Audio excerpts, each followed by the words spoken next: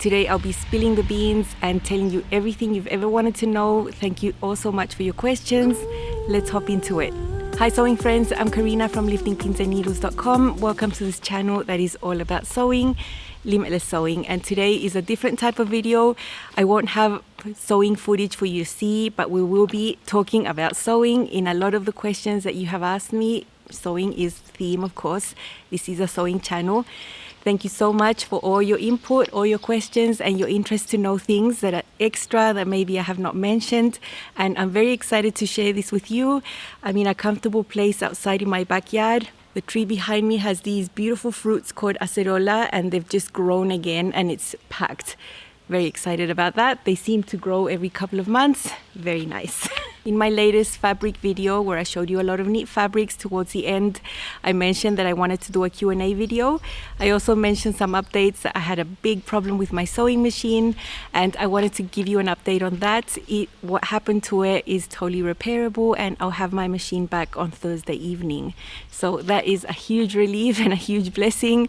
I was already thinking about buying a new one because you never know. You know, I'm totally clueless about the mechanics of a sewing machine. This is a basic electronic one, so it's not just as easy as the very, very basic ones to repair, but I'm glad I found a place that can deal with it and works with this specific brand, Janome. So I'm very, very happy for that. Janome is a very popular brand here in Brazil and there are lots of technicians that work with them. We just had to go very far away to find one, you know, like an hour drive away, but at least, you know, there was a place and they could see it. And the turnaround time is not so bad, I suppose, in the grand scheme of things. Very good. I will have it back soon. And let's hop into the questions that you've asked. I'm very happy that you had questions for me. I thought no one was going to ask anything. That was at the back of my mind.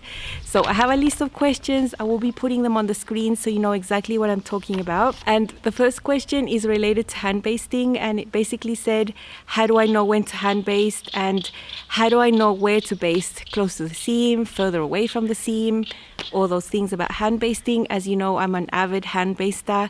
I trust the process so much more when I've hand basted certain areas of a garment. This was hardwired into me from when I was very young. I never questioned it. I never thought I could do any better with pins. And I won't hand baste the whole garment. And it's all got to do with the fabric and how I feel it in my hands. There's no hard and fast rule. I will hand baste on knit garments as well as on wovens.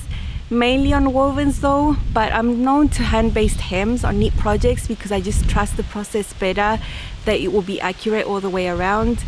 I can't really put pins that well when I'm twin needling a hem on a knit garment and the fold on the edge might not be too accurate. I can't really see. Anything where I think the pins might shift or just not give accurate results, I will hand baste, like V-neck lines on wovens, collar pieces, plackets, bands, you name it. A little sewing gets done there. And believe it or not, when you get into the habit of hand basting, you will find that you seldom reach for the seam ripper. My seam ripping time is there, sometimes 1 or 2 stitches, you know, sometimes you have to fix something. I never regret when I hand baste. Usually when I don't do it, I regret it and then I end up seam ripping something. So whether it's close or far to the seam, I try to not do it exactly where I'm going to be sewing so that I can remove it easily.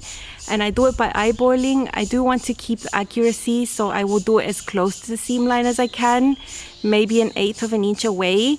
And I do that just by eyeballing. I definitely don't want to be hand basting where I'm going to sew. In some specific areas though, like a V or certain points, I will. Just in a little area, I will actually baste on the seam line because I want it to be super accurate, but I always do it with a contrast thread so that I can see it and just pull it out carefully afterwards.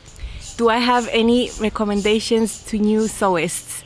This could actually be a video all on its own, but the main things, the main ideas I would say is that you don't need all the gadgets, you don't need all the tools, you don't need all the fancy gear or the expensive machines. You actually don't need them when you're starting out. I didn't have them. I had a basic machine and that was it. I did not have a serger for maybe 8 to 10 years of my early sewing. And I just zigzagged everything and French seamed everything. I didn't feel like I was missing out. So I'm not saying you have to wait 10 years to have a serger, But just wait a little while, see if you really like it, if this is something that you want to spend your time doing, and if you see yourself doing it for an extended period of time, if it's something that will benefit you mentally, if it's something that's going to bring you happiness, then maybe start getting some extra things. But a basic machine is all you need for 90% of projects. I'm telling you, you don't need a really expensive electronic machine. You can pretty much do a lot of things with a basic machine. I've used basic machines from 1990 to 2017. You calculate how many years that is. It's like 27 years of my sewing. I did it all on a very basic machine where I had to do buttonholes in 3 steps, but the straight stitch was wonderful. I didn't really need a zigzag that much because I had a serger. I could regulate the zigzag if I wanted to sew a knit garment. Very basic, but it worked for 27 years of my life. And just these past 3 years, I've had an electronic machine, but the very basic ones of the electronic machines, it's not like it's the top level Janome machines, So just be wary of how much you want to spend in this hobby. It can get really expensive and you don't need it to be. When you're just learning something, you don't need to go and waste all your hard-earned cash on every single thing. The other thing I recommend to someone new is to just have normal expectations for your projects. Don't think everything has to turn out perfect. And it is a process of learning. We can't really skip steps. You're not going to make a fabulous blazer 1 month after you started sewing. There is a timeline, there is a process where you will make mistakes. There are things that are not going to work. I would recommend using some fabrics to test your patterns first to see if they fit you, and then using nice expensive fabric when you're really happy. Try simple designs, try raglan sleeves. They are so much easier to sew and to fit. Also designs that have dolman sleeves where you don't actually have to set in a sleeve. Getting a few of those under your belt will give you a lot of confidence. And then you can maybe try a design that has a sleeve. Indie patterns have beautiful instructions. There's lots of support in the community on Facebook groups. There is so much out there, resources for you to get help with when you're stuck. So I think it's so much nicer to learn how to sew now than back in the day when there was absolutely nothing. Back in 1990, there was nothing. I didn't have a book, I didn't have a teacher.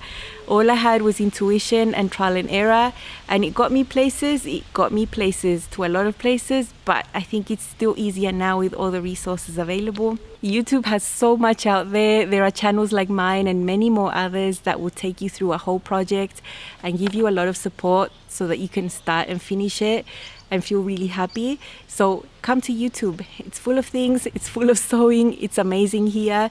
And I'm very, very happy to have my little grain of salt in there to assist. How do flat pattern measurements work? I have shown this on some of the projects that I do. I don't film that on every single project or else the videos will be super long. But basically, you need to know things about your body that are just not your circumferences. So you probably know what your bust, your waist, and your hip circumference is. But when you want to check these against a pattern, it's also good to know the heights of you. Like, what is your height from here down to your waist in the front and the back? That's a good one to know. What is the height from here to the highest point of your bust? That's always something that's really good to know about your body that you can compare to a pattern. The first principle though, when you have a pattern, is that you need to draw in the seam allowances so you can measure accurately and not right to the edge of the paper, because these patterns have seam allowances included. Can be a bit tedious, but once you get into the hang of it, the flat pattern measurements and the checking can take only a few minutes. I promise you, it does not take me more than a few minutes to prepare a pattern. I have to print and assemble PDF patterns. I draw the seam allowances very quickly. I check the heights. I check where the dart is placed. I check if the waist is going to hit my waist. And I usually do need to do length adjustments because I'm usually taller than what patterns are made for.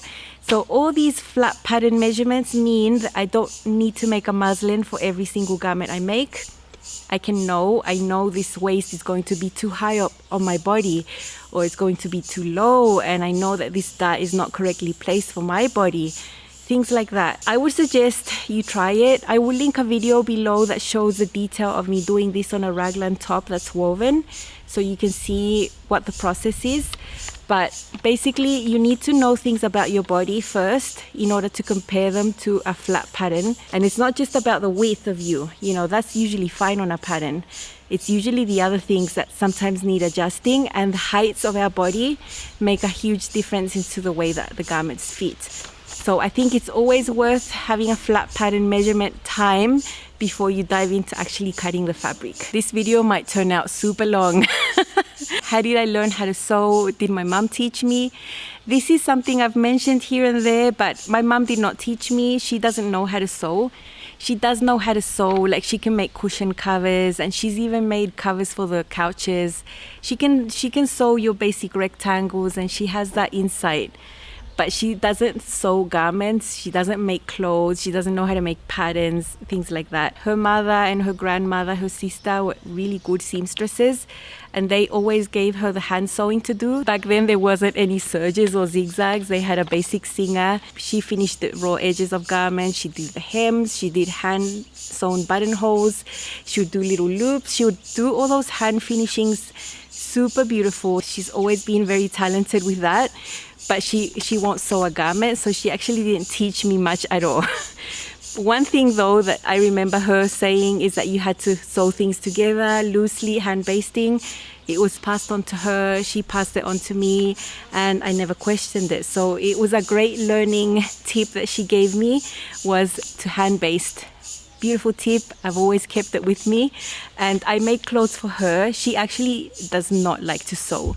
She has a machine, she mends things, she does hems, but she absolutely despises it, and she tells me every time she's sewing, I just don't like it, you know. But I learned by myself, I learned by trial and error. I was 11 years old. I learned myself by looking at how clothes were made. I turned them inside out. I started cloning my ready-to-wear clothes that were very simple at first with scraps of fabric, and then I moved on to buying some very basic tween patterns from the big fours that I cannot remember. You know, when I was little, it was really easy to fit me. I had no bust, there was just nothing to fit really, so anything I made actually did fit. So it was a good boost for me. And then at 15 or so, from 15 to 17, I already knew how to sew. I got some really good input from my great aunt, my dad's aunt. She was a sewing instructor at couture level. She had amazing techniques, and she actually taught me how to draft a pattern to my measurements. And she taught me like the most important things come from her, specific sewing techniques and a philosophy of using less fabric, of hand basting, of being super accurate. At that time, I was in my teens and she was in her late 70s. And I was the only person from her family that she'd been able to teach these things, because even her own daughter had never been interested. So it was a good time for us back then in the 90s. She's passed away now. She passed away in 2017 at 95 years old. Amazing lady. I sort of see her as my mentor, because even though both of my grandmothers were also seamstresses, they never ever taught me anything, or never even saw me sew, or had nothing to do with my sewing. It was her, my great aunt. What are my favorite things to sew? Look, I don't know how to name this. I don't really have an answer, because I like to sew everything. I love sewing pants, I love sewing jeans. I've been really enjoying different types of hoodies. I like sewing jackets and blazers. I mainly would say I enjoy sewing jackets and blazers, and they are the most unpractical. They're not the ones that you would wear a ton, especially in this weather. But the ones that I find more satisfaction, knowing that they fit me, I think those are the projects I find most satisfaction in making. Something that's fully lined, that's incredible, that I know would cost so much money if I tried to buy that I was able to make it with less resources. That is something that's amazing for me. Let's say I like sewing it all. What I don't like sewing, let me answer that. I don't like sewing basic t-shirts. Just a basic t-shirt with a round neckline. There's no way. I don't think I've ever shown you a video that has a basic t-shirt. The knit tops that I've shown on the channel always have something special, some special neckline or sleeve or some sort of seam line, or they have to have something.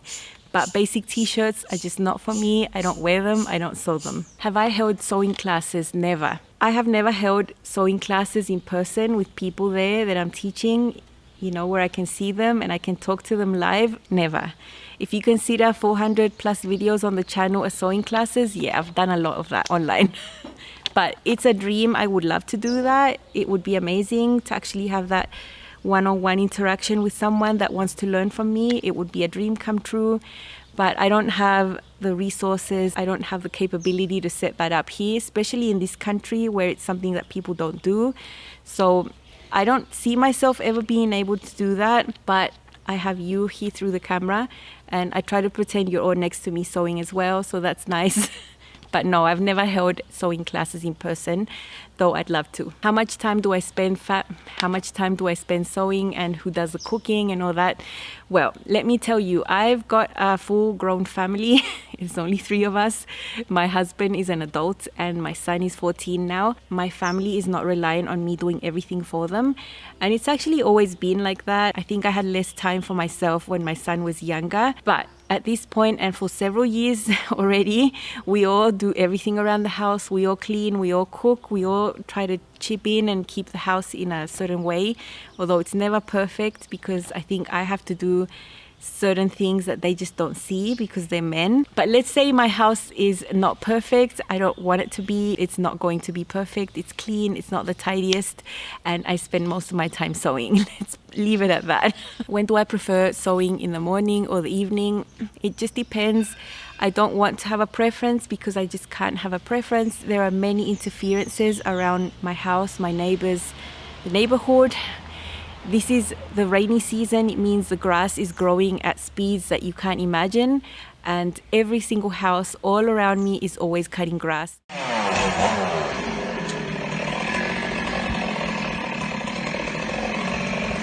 Every single, I open my eyes in the morning at 7 a.m. There's already people cutting the grass, and that continues throughout the day. So it's really hard for me to sew in the morning and film when all this is happening. So mainly I would say in the summertime, I try to find the quiet times and try to sew when I can. But the nighttime, I'm talking 11 p.m. and over, is the quietest, most peaceful time to sew and to film and to be relaxed in peace. So I really enjoy that time as well. But then in the winter, when there's no grass to cut, I really enjoy doing all of this in the early morning. Very nice as well. So I don't really have a preference. I try to adapt to the noise that is happening around me that I just cannot control because, neighbors. Do I always know what I'm going to make when I buy fabric? Absolutely not. For me, my first love is fabric. I love buying fabric. When I see fabric, I fall in love with it. And I'll buy a certain amount that I know will get me through many types of projects, but I never know what I'm going to make. I don't plan makes. I don't choose a pattern and then see what fabric. It's not the way I work. I like having a large fabric collection that I can go and visit very frequently and become inspired. And I fall in love with the fabric first, not the patterns or the styles or projects. That comes way down the line. I love the pretty fabric first. What are my favorite colors? You might already know the answer to this already. I like strong colors, bold colors, and mainly jewel type colors: purple, red, blue, green. I do not like pastel colors. Oh my gosh, no way. It doesn't suit my coloring. When I've tried to wear pastel colors, I look sick. The colors on my skin, I tend to look yellow and I'm really sick. And people have even asked me when I'm wearing something light pink, are you feeling okay? You didn't sleep well? And I'm I'm fine. It's just the pink stuff makes me look terrible. So I don't like them. And even if they suited me, I don't like them. I just like bold colors. I put on something red and I feel amazing. Something with a strong color always makes me feel my best. And I like sewing things that have prints with those colors or solids, that sort of thing. But you already know because you see what I make. Do I have fabric stored away that I don't look at? No. I have all my fabric stored in the cupboards behind me. Sometimes when I film inside, you'll see brown doors behind me. All that is jam-packed with fabric, and I open that on a daily basis, and I just go through everything in there. I have them separated by fabric types. I have light knits in an area, heavier knits in another. I have drawers at the bottom full of rayon and crepe and silk. I look in those all the time and pull them out and look and try to get inspired that way. But they're not stored away unseen. They're unseen to me when I'm working in my daily life because I don't want to see them. Because of my brain, I need to have everything tidy. But when I open that, I can see it and I can go through it pretty much daily. I keep moving around because of the sun. Do I purge or declutter my wardrobe or give my maids away? No. I do though, but not for those reasons that I want to get rid of things. I do it because I have to.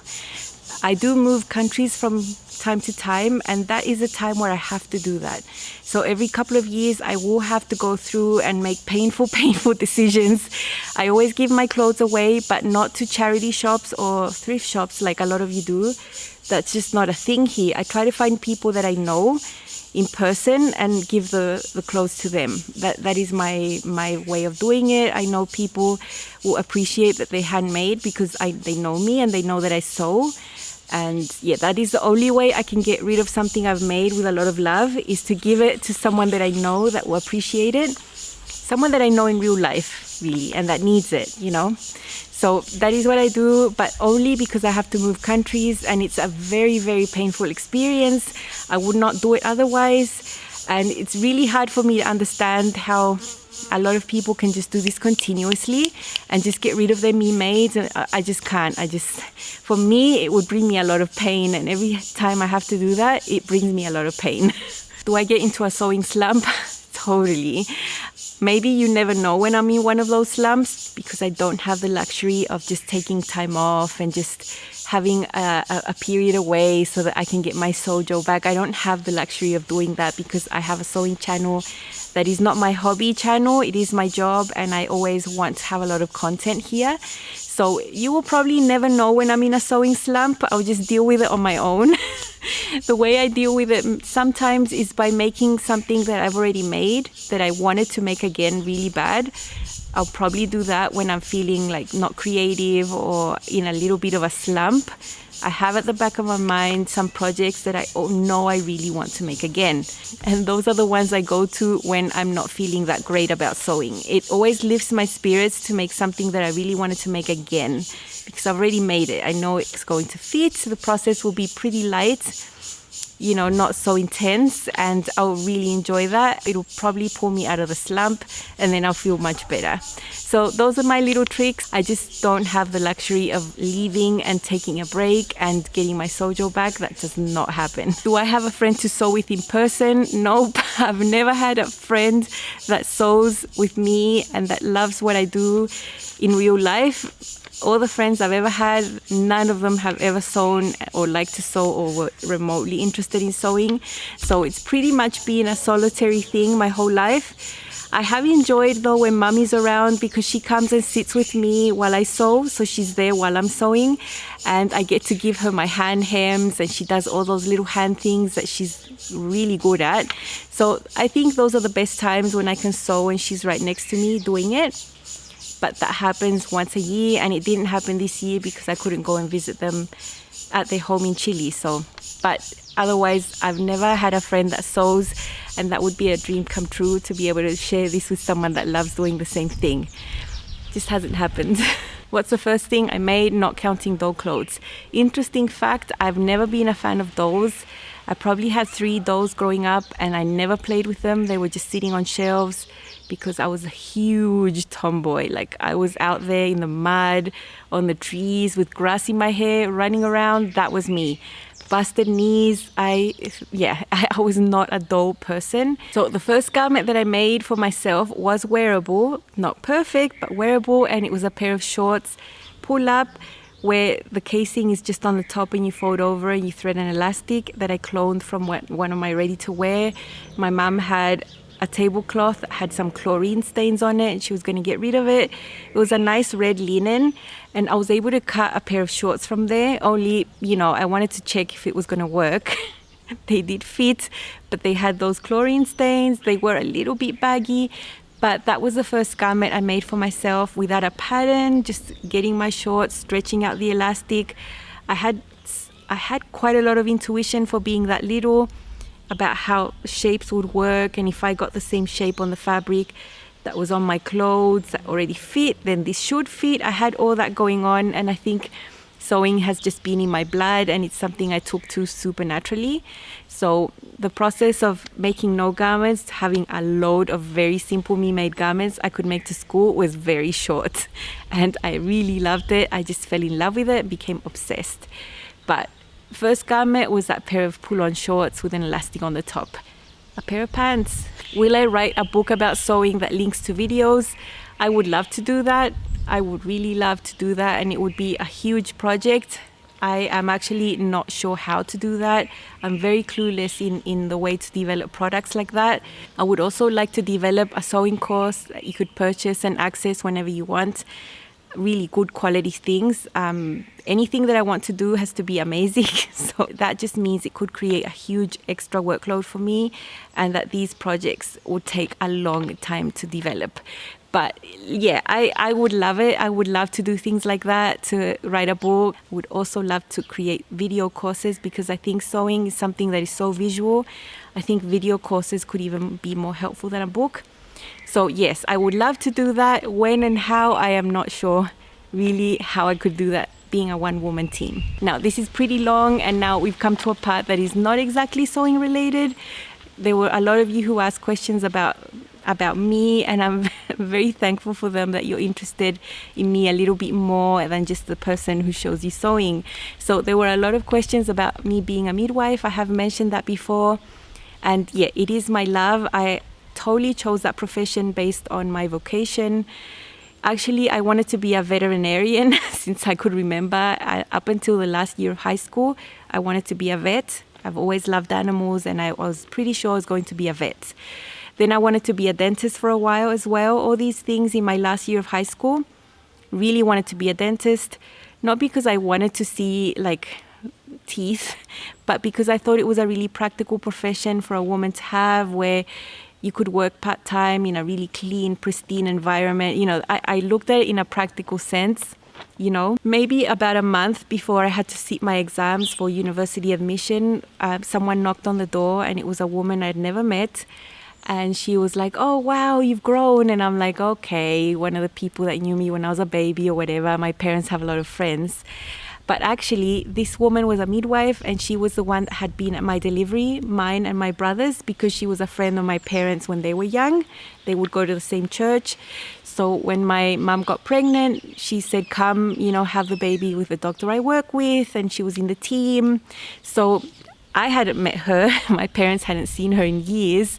And maybe she was in her late 50s by that time.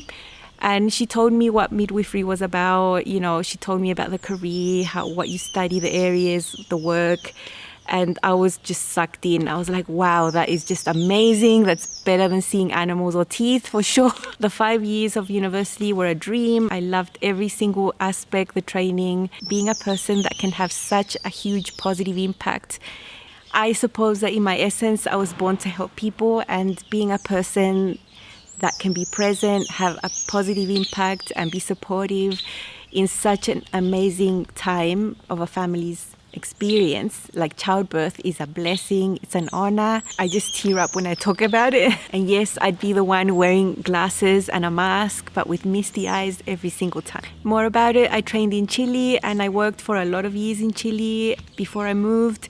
And I worked in every single area, maternity, and also specialized in neonatal care in the NICU area where the preemie babies are. Actually, I was working at one of these units when I had my own premature baby. It's really nice to get that personal touch from the people caring for your baby when, you know, it's complicated. So that was a blessing in disguise to have been a midwife in that specific place in that time in my life. So I was able to transfer my degree and get everything legalized in New Zealand, and I worked as a midwife in New Zealand for 6 years. Then we had to move, but I'll tell you that in another question. Another one was, what is it like living in Brazil? I had actually lived in Brazil before in the 90s. My parents lived in this exact same place from 1997 to 2002. All those years I was in the university in Chile, so I would fly and come here and stay with them all summer, and I would also come for a month in the winter. So I probably spent about 4 months of every single year here in the same place. So that's when I learned Portuguese and became sort of aware of everything here, the culture, the weather, everything. So I already knew a lot about it. So coming here 20 years later with my husband to live in the exact same place was not that much of a shock. And it's very nice to move to a place that you already know. You know the language, you know how everything works, you know the culture. You know, here it's very friendly. When you say hi to someone, you kiss them twice on the cheek. Not happening now, but it used to. It's really common to hug someone. You know, it's very touchy-feely, and you get used to that, and it's very normal for me because I'm sort of from this touchy-feely culture as well, being Chilean. In Chile, you just kiss on the cheek once when you greet someone that is close to you. You don't really hug. But here, it's a hug and kiss, kiss. What is complex for me here is that we live in a rural area. I've never been able to learn how to drive. It's one of my greatest fears. I don't think I'll ever overcome that. I've just sort of assumed that I'm never going to drive. I've had nightmares and nightmares and nightmares about it. I've gone to driving schools, asked questions, and I just run out of there. I always think I'm going to crash and there's no way. I just can't. So here in this specific place, it's the first time ever I've had to rely on my husband to take me places, and that is not nice. I've always liked being independent and just going out, taking public transport wherever I want to go. I never had to plan anything. I always had that freedom to go anywhere I wanted because I had public transport available. But this place is so rural that the public transport is very far in between. It's really hard to catch the bus to go to a city. It's just very difficult. So for the first time in my life ever, I don't have that independence I always had, and I have to rely on my husband's time. He works full time, so his time is not at my entire disposal. Obviously. So that is one thing I really don't like. And it's got nothing to do with Brazil. It's got to do mainly with me and the fact that I can't drive myself around, which is ridiculous. But I know it happens to a lot of people, and I just don't see myself ever being able to drive and having that type of independence. Otherwise, the weather is super hot. I don't wear shoes around the house. We have lovely trees here. We have so many new fruits that I had never eaten before. It's just really nice. I really like being here, and sewing related, I love the fabrics. So many colors, so many prints, so many happy prints and things that I had never seen anywhere else. So I really love that. People here like to sew, so it's not weird that you like to sew. There's a fabric shop in any little town that you go to. Even the smallest of town will have a fabric shop. And I like the experience of buying in person, you know. There's lovely online shops as well. So I really like that about Brazil. Sewing is still huge, still something that everyone likes to do.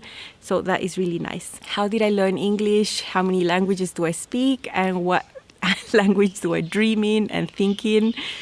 Those are like all in one. I lived in Australia when I was really little. My dad got transferred there, and I actually turned 7 while we were flying. So we left Chile on the 19th of February. And we landed in Australia on the 21st. Because of the time thing, that year my birthday was skipped for some reason. So I turned 7 in the sky. And that's when I learned English. At that age, it's a no-brainer really. I don't remember the process. Faintly, I really don't remember. I just remember being dropped off at school and just learning it. So it was actually no effort from my part. And I did all my primary schooling in English, all my elementary school between Australia and the US. That's why my accent is pretty mixed. I wouldn't say it's an Australian accent or an American accent. As an adult, when I was 30, we went to New Zealand, and I was exposed again to English on a daily basis. So I guess my accent changed a little bit there as well, or maybe some of the words that I say. That's where. No effort from my part. I would say it's a dominant language for me, on par with Spanish. Spanish is my first language, but I would say they are on par. Speaking, reading, writing, all those things. I would say I think in English and I dream in English. I've always done that since I was very little. So maybe that makes it more dominant than Spanish. Who knows? I don't speak Spanish anymore, ever. Only when I go to see my parents, I speak Spanish. In the house, we speak English because my son left New Zealand when he was really young. He was not 8 yet. His first language is English, and I didn't want him to lose English. I wanted him to keep it alive and develop it over the years as he grows older. And also my husband, he also learned English when we went to New Zealand. So to keep a language alive that's not your first, you need to be practicing and talking the whole time. So our family dynamics is based on English. And we all speak Portuguese. I learned Portuguese when I came here, in my 20s. It's a very easy language to learn if you already know Spanish. So it wasn't like a really hard language to learn. I can speak it fluently, I can understand it. My writing might be questionable, but I'm not actually needing to write Portuguese anywhere. But, when I hear the TV or people singing or speaking, it feels the same as it does hearing Spanish or English to me. And my husband also speaks Portuguese. He learned it in his 20s. He's very, very fluent. And I suppose by this stage, my son is the most fluent of all. He speaks with a native accent. He came here young, so he was able to pick it up super, super fast and with correct accent as well, because I will speak Portuguese with a little bit of an accent. Why do I move countries and when am I moving again? Actually, the whole reason is because my dad and my husband have the same type of job. At a youngish age, my dad got into academics and he was transferred a lot, first to get a master's degree and a PhD. And then he was a teacher at university level, and then he got transferred from one place to another. That was my dad. And then I married a man that does exactly the same thing. They have the same degree. And we've gone sort of through the same process.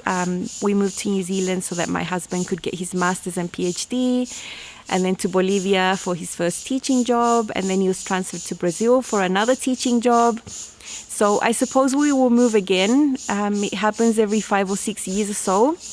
I'm really hoping we can stay for longer this time. I really like it here.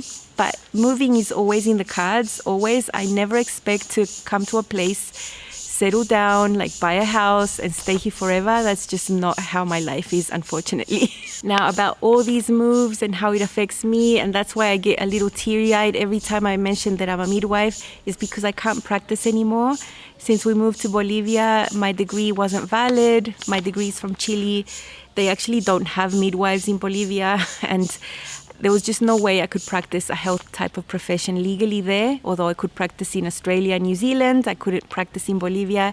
And it's the same case here in Brazil. It's just too complex, too hard, and there's no way that I could see actually achieving to practice that unless I retrain, and I'm not willing to do that at this stage. So I do get really sad about it. I go through cycles where I'm really, really sad that I can't be doing that. But then I found another activity that I love doing that fills up my days.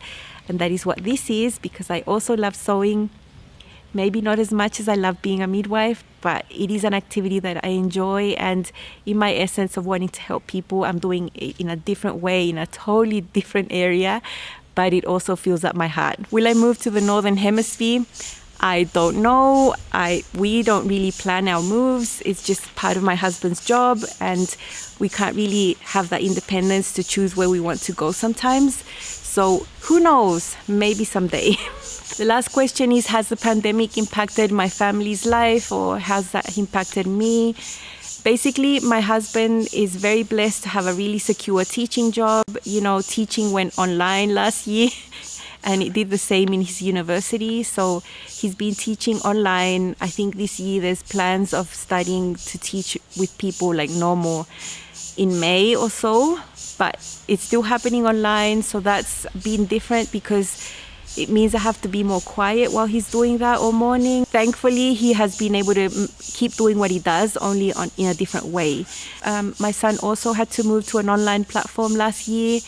This year, he's already started school at the beginning of the month. And his class is divided in 2 groups, and his group goes on the even days. And there's another group that goes on the odd days of the month. So he'll go the 4th, the 6th, the 8th, like that. So his little group is about 10 people, and they social distance and all that. And the day that he doesn't have to go, he's on Zoom because the classrooms have a camera. That's the way it's working. And otherwise, I work from home. I do everything at home. So not being able to go out doesn't really affect me that much. Although it does affect me to be cooped in and not being able to go out like it affects everyone. But it doesn't affect my work. Also, I've had to start buying online for the first time ever. And I've had some disappointments. And I've had a lot of satisfactions as well, finding nice places to buy and having other choices. But thankfully, we have been able to stay healthy, keep safe, stay at home. And we live in a rural area, so the environment has felt safer than if I lived in a larger, more crowded place. And thank you so much for being worried about me, for the person who asked this. Now, there were some really personal, specific fitting questions in the questions there that I can't really answer in a video like this, because those sorts of things need visuals and a whole different video. There was a lot about fitting the shoulders, about height adjustments and different fitting adjustments, and I know the interest is there. So I will be making videos about them separately. I think they will be of much more value to you in that way than if I just try to do it quickly in a session like this. I know this is long, I know this is different, but I hope it was fun to watch. Thank you so much for your questions and for your interest in me, and I will see you very soon with more sewing. Bye.